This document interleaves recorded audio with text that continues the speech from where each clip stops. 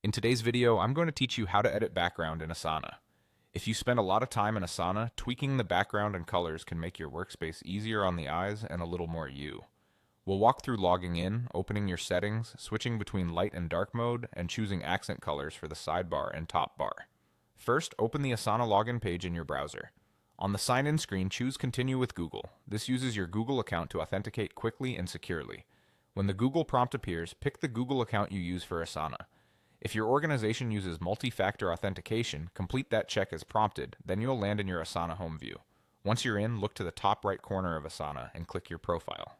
From that menu, open Settings. This is where all your personal preferences live, and anything you change here only affects your view, not your teammates. In the Settings window, go to the Display tab. This area controls theme and color. Find the theme option and open the drop-down. You'll see Light and Dark. Light mode keeps things bright with high whites. Dark mode lowers the glare and can be easier on your eyes during long sessions or in low light environments. Select the one you prefer. Asana applies the change immediately, so you can switch back and forth to compare before you settle on a look.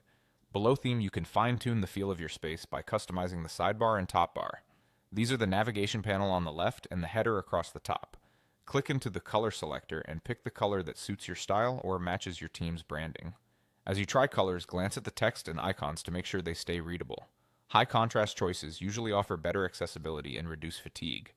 There's no separate save button here. Your selections are applied right away. If you don't love a change, simply choose another color or switch the theme again. When you're happy with the combination, close the settings window and continue working. Your preferences will stick the next time you sign in on the web. That's it. You've logged in, opened your profile settings, selected light or dark theme, and chosen colors for the sidebar and top bar to personalize your Asana experience.